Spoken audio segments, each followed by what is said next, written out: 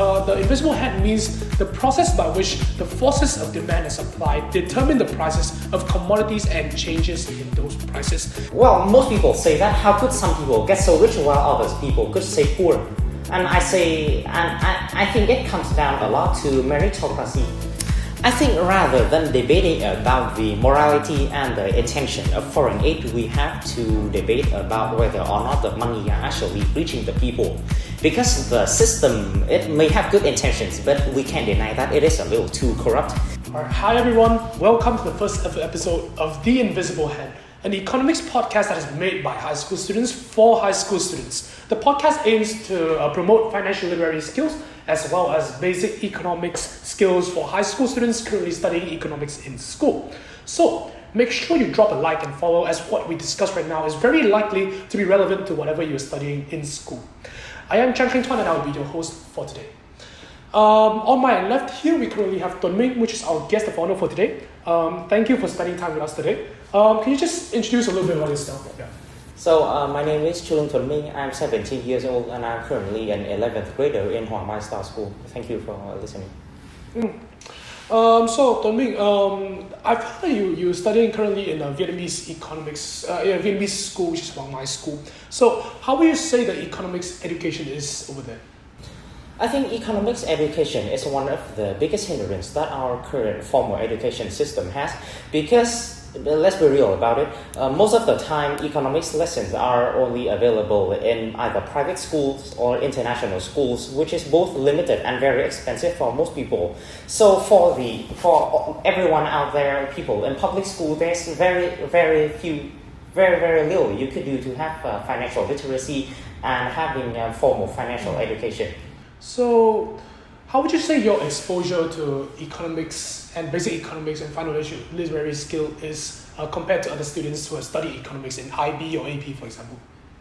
I think I am quite privileged in that regard, because even compared to most of people who studies in my school, which is a private school, we don't really have that much financial education, because it's not really integrated into the curricula, but rather only in special projects or clubs in general. I can see. Because as someone who came from Vietnamese school before I come to international school, I can say that for the Vietnamese system, economics education is definitely one of the weak points that we have. And I think it's very important as well, currently, because we're preparing for students for the real world, and economics is definitely one of the most important parts that we must be able to understand. You must be able to understand how to make financial decisions in the future, as to become responsible for your own incomes and all that stuff. So, alright, thank you for that. Thank you for the introduction that we just had. So before we begin with anything else of the podcast that we have today, I would like to just introduce how the podcast will be looking, and basically just the segments of the economics podcast that I want to bring to you guys. Segment number 1 that I want to talk about is economics around the world. In this part, we'll bring to you guys the latest economics update. But make no mistake, this part is not just an economics review, because you can get that on The Economist, or you can get that on any other newspaper, to be fair. What we will bring you is a lot more insights on what is happening around the economics, which you will see later when we come to the first part in this episode. Second thing that we're going to do is Economics 101. This is where we engage in economics in a more theoretical way. That means we're going to define the terms of economics terms. We're going to get you guys to approach economics terms in a different way, and in a way that is easier for you to understand. Part number 3 is going to be a special segment where we explore economics from a more untraditional angle. We'll have games, we have debates to engage more of our guests into the action of the podcast today. So, Tuan Ming, are you ready for the podcast today? I'm definitely. Yeah, thank you. Let's move to the first part. For the first major segment of the podcast today is going to be economics around the world. So for those of you who are new to the channel, then this segment features the newest updates regarding economics around the globe. We will focus on only one specific update of the world. However, we will provide you with the most insight we possibly could during one episode. So the event that we will talk about today is the UK Prime Minister Keir Starmer and his latest resignation from Downing Street. Tuan Ming, do you know about this update that just happened just now, as Keir Starmer is stepping down from Downing Street? Yeah. What is your impression of this? Well, I think the 3 major news points that we have for this month is the Iranian war still continuing, and the World Cup is happening over in North America, and just the week before we have Keir Starmer resignating from his position.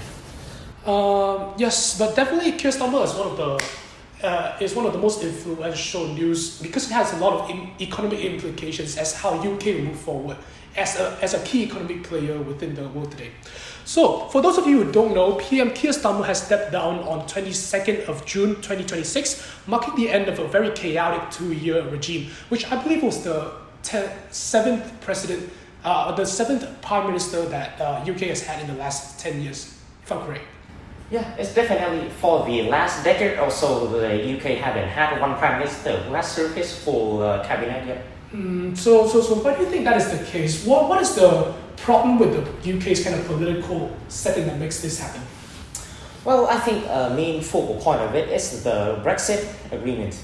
Because after leaving the EU, we can't deny that the UK is having a lot of economics and political problems. They have changed the majority of the parties in the last few prime ministers. So there has been a lot going on with the UK about all the economic policies, the immigration policies, and definitely the current state of the country. Definitely. I also think that Brexit is one of the key points that makes the political kind of setting within UK very much fragmented right now. And that's the reason why they changed a lot of precedents within the years.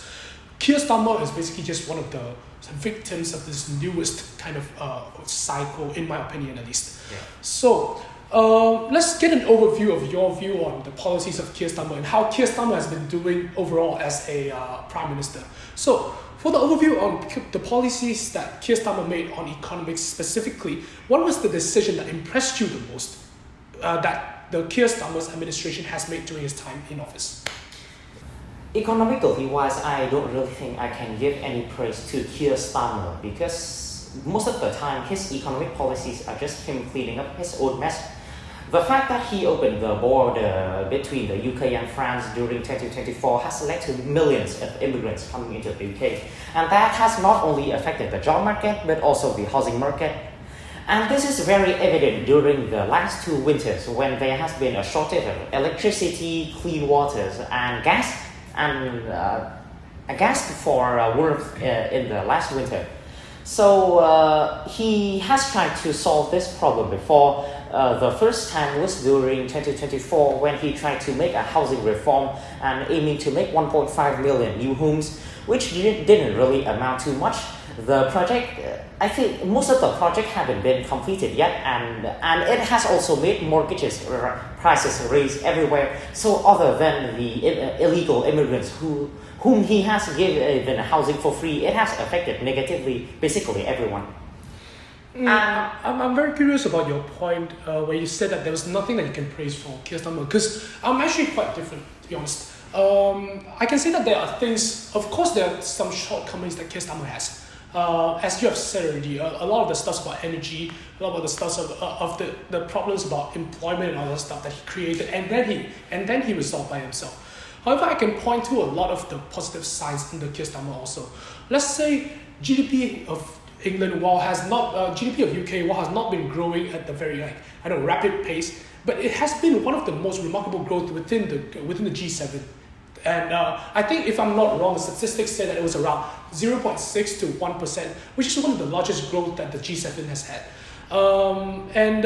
Secondly, I think you mentioned a lot about the energy sector also, which I think one of the reasons for that is, first of all, because we have to be clear that Keir Starmer only was in office for a few months. He didn't get to do, for 2 years, he didn't get to do his full term. So a lot of the policies that he has set, the full effect has not been observed yet.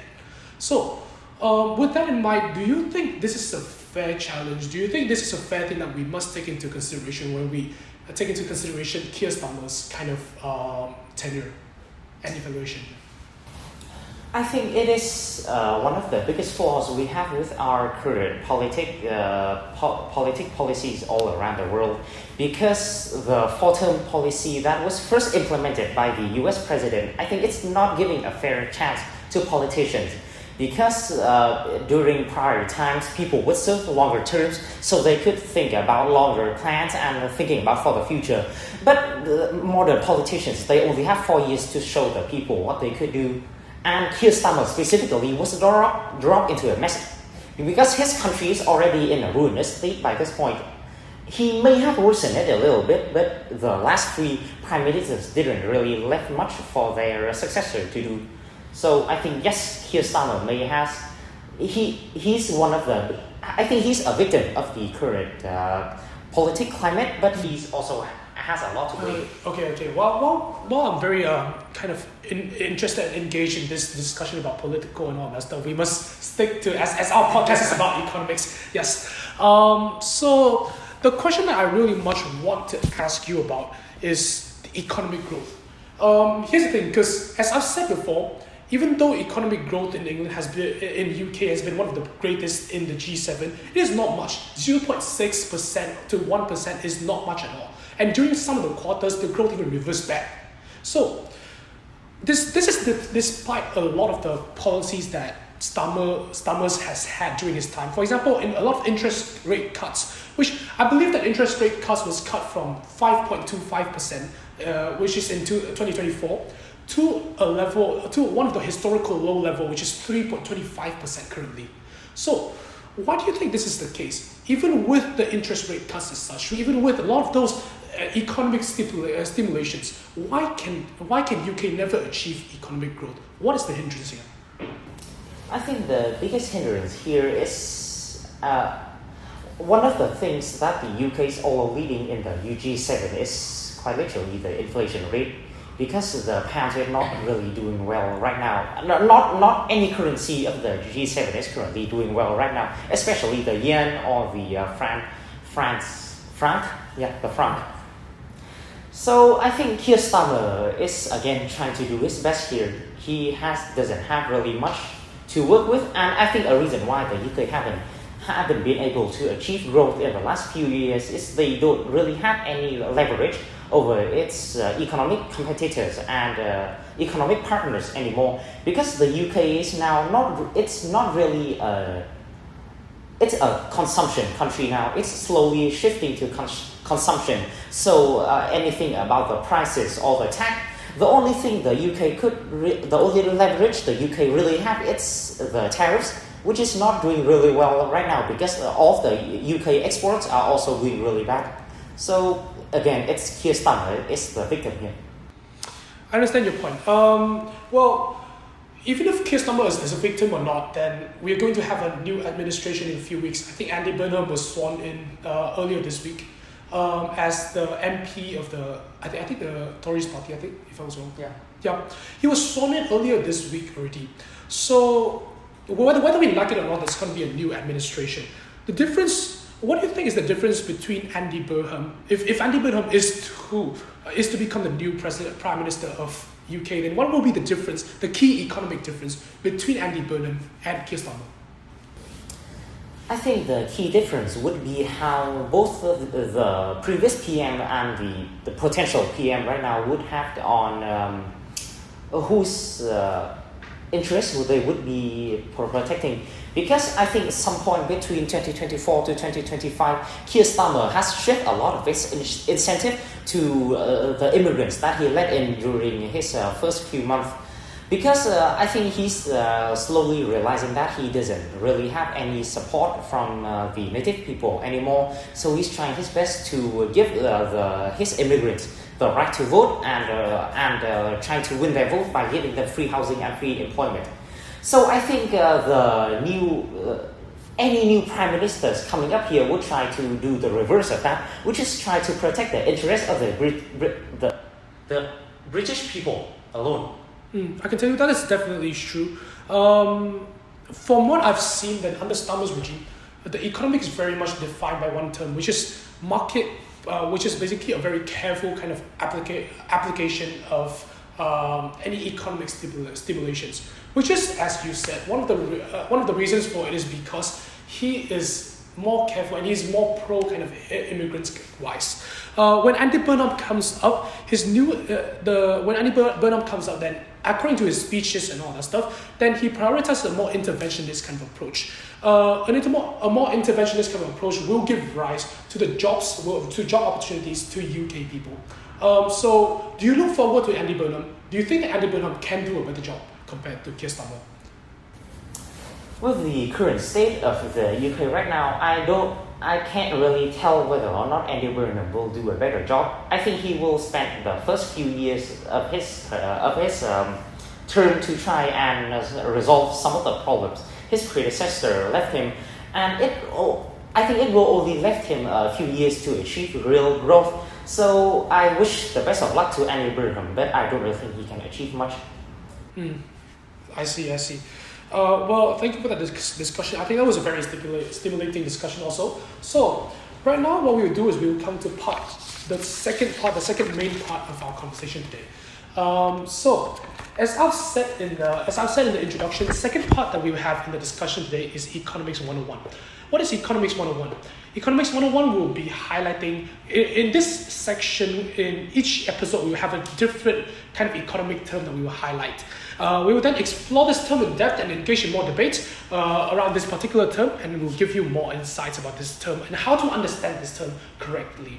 So, since this is the first kind of episode that we ever have on the invisible hand, I believe that I think that it would be more interesting if we engage in the term itself, which is the invisible hand itself. So, alright, so Tuan Ming, have you had any exposure to this term beforehand, the term invisible hand beforehand? I have came into contact with the term one or twice before during my studies most of the time. The first of which is in my econ class in the middle of summer in secondary school, when I was learning AP macroeconomics. I see. So, in your opinion then, how would you define this term? How would you define the term invisible hand? What? I think the invisible hand is the force of the market itself. It is the natural process in which the market will redefine and repair itself from either a recession or a hyperinflation state that the economy was left in. Okay. I like that definition that you just made. I'll just provide another definition that IB and all of the other kind of major programs such as AP Macroeconomics and IB both define it as such. The process by which the invisible hand means the process by which the forces of demand and supply determine the prices of commodities and changes in those prices. It acts as a signaling and incentive mechanism to allocate scarce resources without central government intervention. So, as you said, invisible hand is basically when the market kind of fixes itself. When the market undergoes certain changes and then it fixes itself to come to equilibrium again. So, can you give us maybe an example of when we will, experience this in our real life as high school students, for example?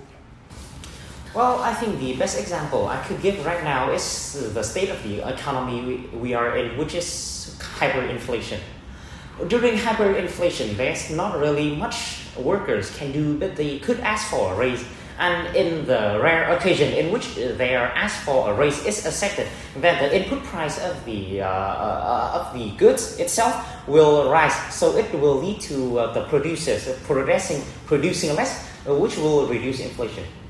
I like that. I like that answer a lot. So other than that, then you see a lot of governments actually use this invisible hand as one of the major kind of mechanism in order to achieve their own macroeconomic goals. Can you maybe clear out how this process works? For example, how does the government make use of the invisible hand within their policies? I think one of the most famous example would be the cigarette industry that we happen to know all around the world, because for most governments, cigarettes would be a good that they wouldn't want people to consume, so they could implement taxes on it, they could implement tariffs on imported cigarettes, so that would increase the price of the cigarettes, so it would lead to less people buying them. I see what you mean. Yeah, I think that is a very succinct and quite honestly a very good explanation of what the invisible hand is, and we really hope that has bring you a lot more insights into the term the invisible hand itself. Now let's move to part number 4. This part number 4 is a very new part, and in fact it's the part that I'm looking the most forward to. In fact, is special segment. So within this final segment, I think how it's going to work is basically I'm going to give you a hot take. This game is basically called Economics Hot Takes. I'll give you, the guest today, one of the prompt, and then we'll give you maybe some time to prepare your answer for that. We'll give you like 1 minute basically to explain what is your position on this prompt.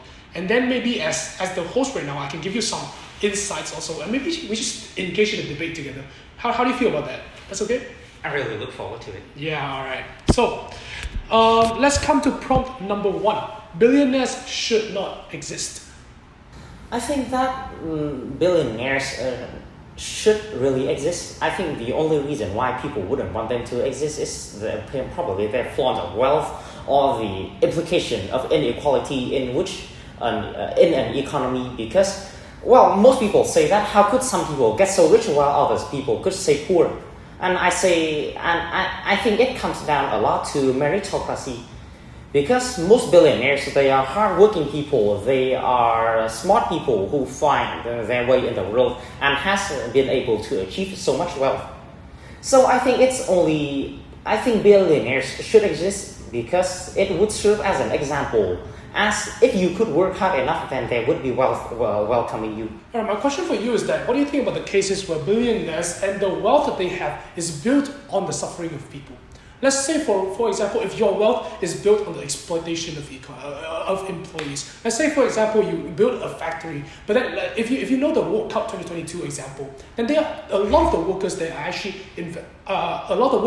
taken advantage of and does not have the best kind of conditions to continue working in those. It's very inhumane conditions to be fair.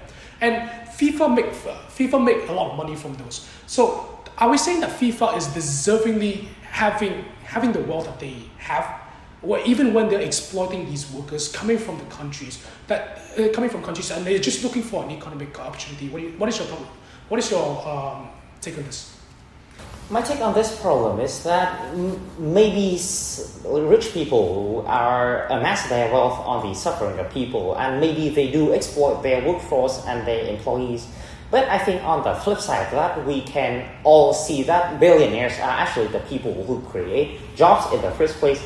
Entrepreneurs such as Elon Musk or Jeff Bezos, they create millions of jobs all around the globe. They create the supply chains that supply millions of people with a job to do, who consume their goods and who will get money in the first place. So I think it would be better if we live in a world where there is ultra-billionaires rather than in a world where we do not have that. Because in a world that there's no billionaires, I think it would be a world where there would not exist organizations that are big enough to have an impact on people, on society, and there wouldn't be companies that innovate, that reinvest back into the people and repay back to the economy. All right, thank you for that. I think that was a very interesting debate that we just said. All right, what about prompt number 2? Students should learn personal finance before calculus. What is your take on this? As a student who's studying in a Vietnamese system school, do you agree with this or do you not? I think math from high school starting forward, it has reached a point where I think it's a little too abstract to work in real life. Because let's be real about it, when is the last time that you have involved algebra studies that you did in high school in a day-to-day basis? Because I think at that point it's kind of imperative that we learn something that we could use in real life itself. Because I think it would be both beneficial to the educators and the educated themselves. Because the people learn, I think people learn most passionately when they can see that the things that they are learning improve their life itself. So by implementing algebra system that also involves personal finance, I think it would both help them in real life and the morality of the study. So your point is that basically, because study is what applies to in the future, and you want studies to become something that applies in the future, then you think that it would be better if we apply personal finance before calculus. However, the fact of the matter is that calculus and mathematics is still a very important, I guess like a field of study, for example. So, what I'm trying to say is that there are people who live their lives for studies. There are people who live their life for research. There are people who donate their lives to the mathematicians and all that stuff. By saying that personal finance is more valuable than calculus, are we actually actively excluding these people? Are we actively excluding the fact that these people live with calculus more than personal finance? No, because I understand where your point coming from, being that a lot of people uses personal finance because it is important for financial decisions and all that stuff. But I think that as a foundation to figure out where you go, you have to figure out whether to go for in the research kind of area or whether to go in a more practical kind of area where you use finance more. You have to learn calculus first, because calculus is the kind of the basis for anything anyways. So that's my point. I think you do have a point here, but my argument would be that aren't the people who are trying to achieve high education a minority in societies? Because the thing is, if you prioritize personal finance in school, it would benefit everyone. Like even people who have doctorates, PhDs, they still need personal finance studies. They need how to control their money. They need how to learn how to save and how to spend their money in a manner in which is in a manner that is not damaging their own prospect. So okay, maybe there are people who would prefer to learn high mathematics, but I think that is a choice that they could make. Okay, I do believe that is a choice that they could make. However, what I'm saying is that calculus and basically just math in general, what we are learning in high school right now, is a foundation for whether you figure out whether or not you want to choose to become a more practical person or whether or not you become something that is due to be done with research and all that stuff. I think it depends a lot on the difficulty of the math or like whatever we are learning in school right now that you view. And even if you view that personal finance as something that is more important in life, we can always add more to the curriculum. I believe that it's more beneficial that we add more to the curriculum rather than we just say that, oh, personal finance is better than calculus, and therefore we're going to eliminate calculus from our curriculum right now. It doesn't make sense like that. Because if you want to figure out whether or not you want to become a researcher or whether or not you want to become a financial banker, you have to learn calculus first to see if do you actually enjoy calculus or not? If you enjoy learning more about calculus, then you become a researcher. If you don't enjoy about calculus, then you become another one. That's basically what my point is. I don't know if you get my point or not. Do you want me to clear out? I get it. But I think the problem is that most people don't really have a choice. It comes down to you having a high school diploma or not. Because even if you want to become a personal banker or a person who is more practical, you still need a high school diploma to graduate. And having a high school diploma or even right now having a university degree requires you to achieve those higher educations.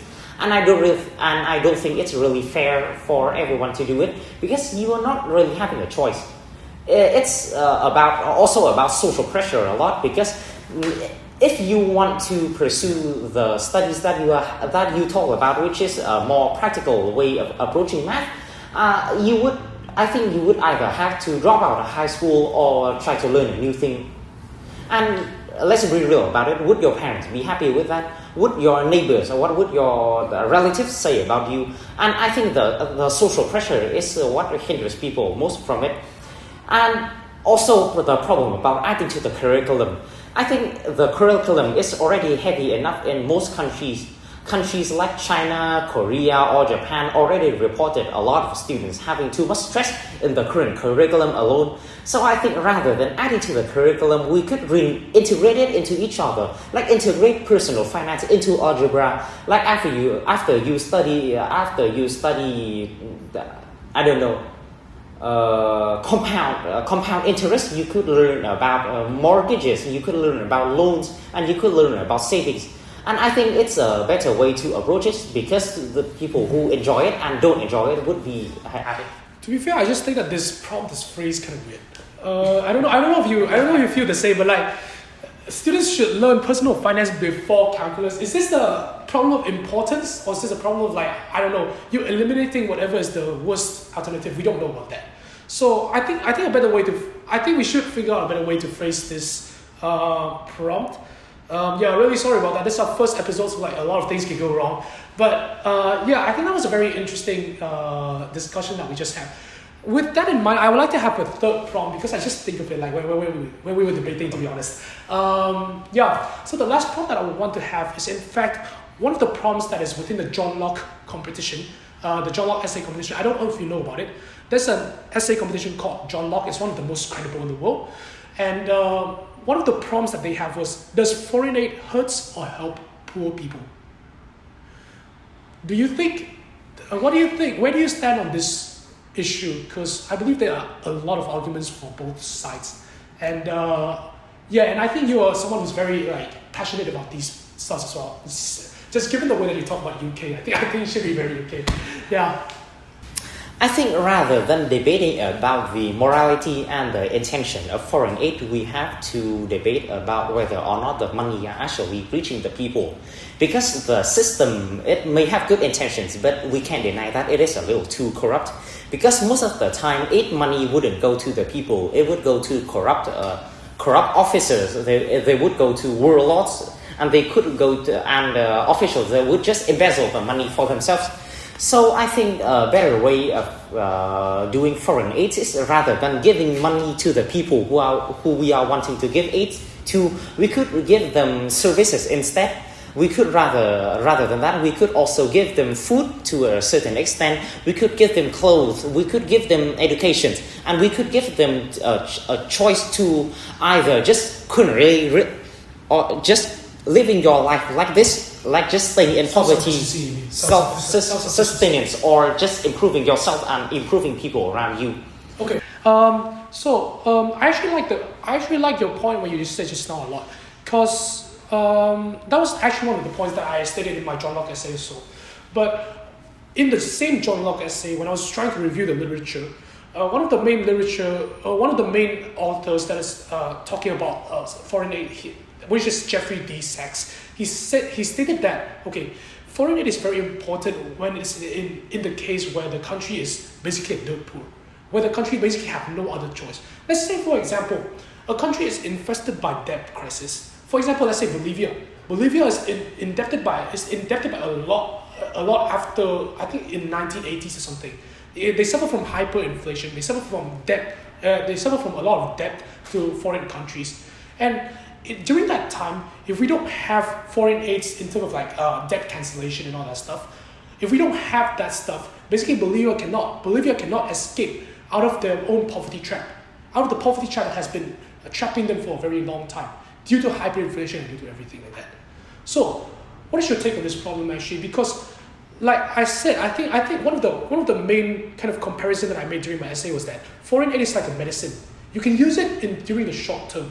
In the short term, when you try to alleviate poverty, when you try to alleviate so that you can return to self-sufficiency, it is a very important measure.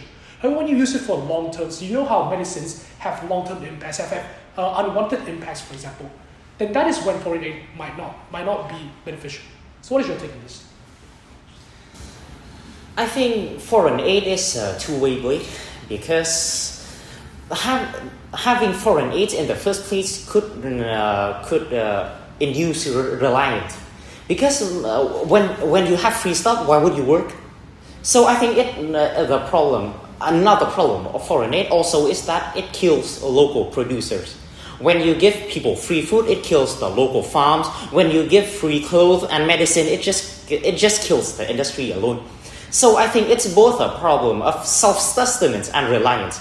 Because if you give foreign aid, the producing part of the country couldn't survive by itself, and also the people who are relying on foreign aid alone, they wouldn't want to change that way. They wouldn't want to work. They would be lazy. So I think that's why foreign aid is not entirely good, but a little bad sometimes. I see what you mean. Is there an extent where we can define whether or not foreign aid is good or is bad? Because as you said, it can be either good or bad. Is there a certain criteria that we must look at in order to decide whether or not foreign aid is good or bad for poor people? Well, I think one of the best examples of foreign aid being good would be Japan. Post-World War II Japan is quite literally a shithole. Because from all of the spending on wars and all of the destroyed infrastructures, Japan has no way to bounce back, but somehow they did. I think the US did really well on giving foreign aid to Japan in a way that they are not giving aid to the people in need, but they are giving aid to the people to the local people who could give people what they need. So rather than just giving free money or free food, they invest back into the country, and they invest in the infrastructures, they invest in the local economy, and that has awakened Japan as a dragon in Asia. They have become an industrial powerhouse and a focal point of the local region. All right, thank you for that. I think that should be. I don't know if we're gonna get demonetized or not, but yeah. All right, thank you for coming here with us today, and that's it for our session today. Thank you for our guest today, the main for the wonderful discussion. Very, very academically inclined, I think. We hope you learned something from the discussion that we had today. And if you want more of the same content, please make sure to like and subscribe to the channel. Thank you, and we will see you in the next episode. Bye. Bye. Bye.